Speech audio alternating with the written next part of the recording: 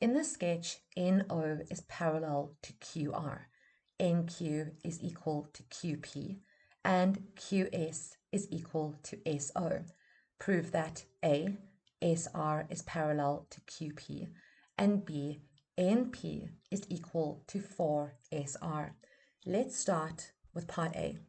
Prove that SR is parallel to QP. S is the midpoint of OQ, and we can see this on our diagram over here and over here. OQ is the side of triangle OQP. So let's make this triangle red. To prove that SR is parallel to QP, we need to show that R is the midpoint of OP, so that OR is equal to RP. At the moment, we don't have enough information to prove this. So let's make our diagram black again and look at what else we have to work with. OP lies in triangle NOP. So let's make this triangle red.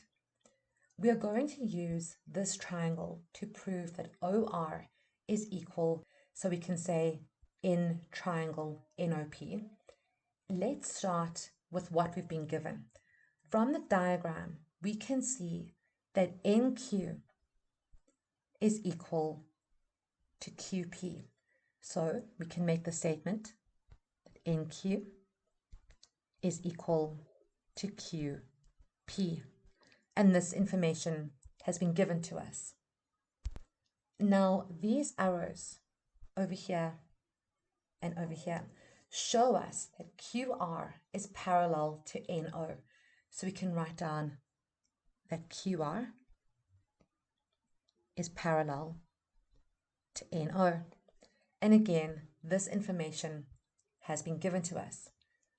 According to the Converse midpoint theorem, the line drawn through the midpoint of one side of a triangle parallel to another side bisects the third. Q is the midpoint of NP, and we know that NO is parallel to QR, which means that R must be the midpoint of OP. So we can say OR is equal to RP. And as our reason, we say the converse midpoint theorem.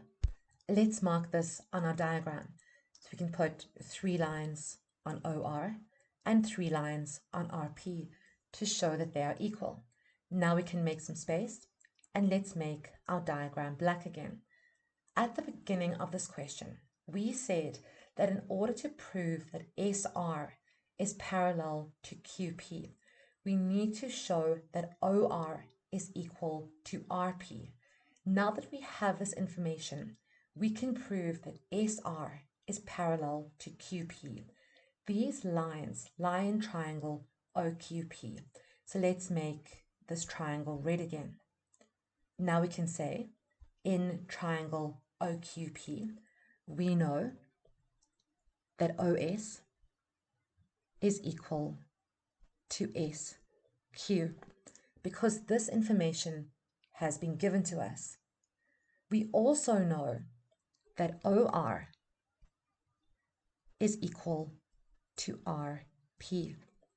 We have just proven this. We don't need to prove it again. So as our reason, we say proven above.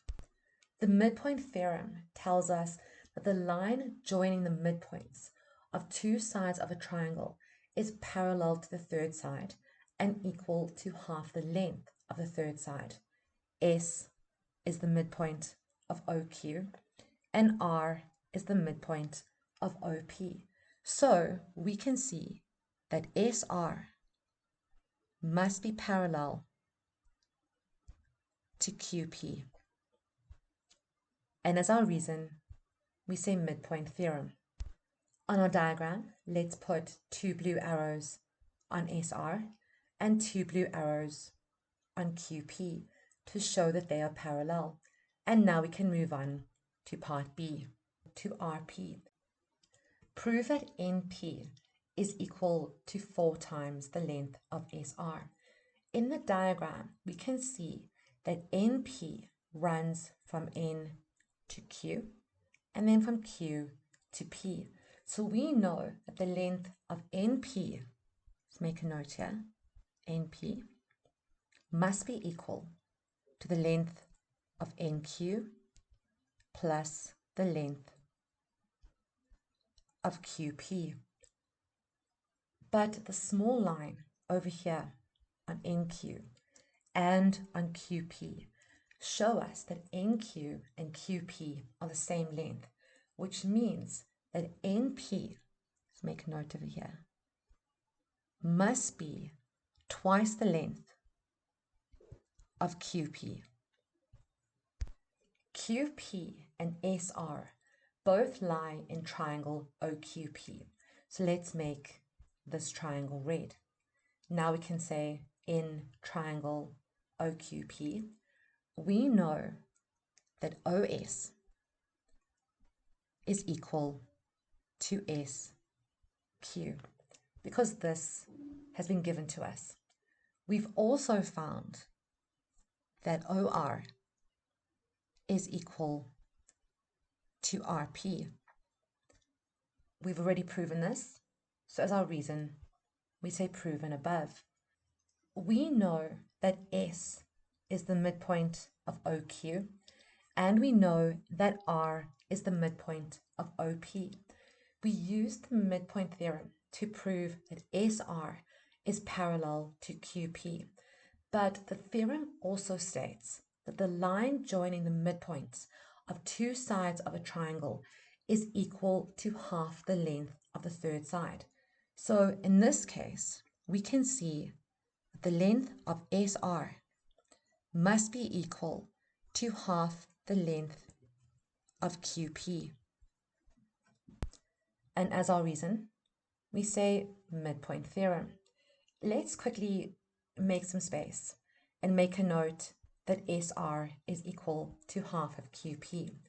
If SR is half the length of QP, then QP is twice the length of SR.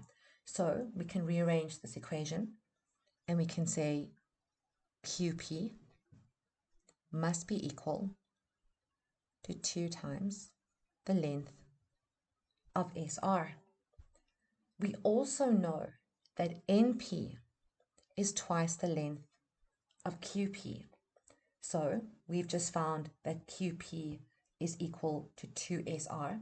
So we can substitute 2SR into QP and we get NP is equal to 2.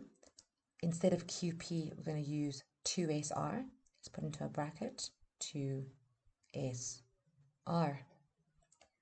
Now we can expand our bracket and we see that NP is equal to 2 multiplied by 2, which is 4, SR.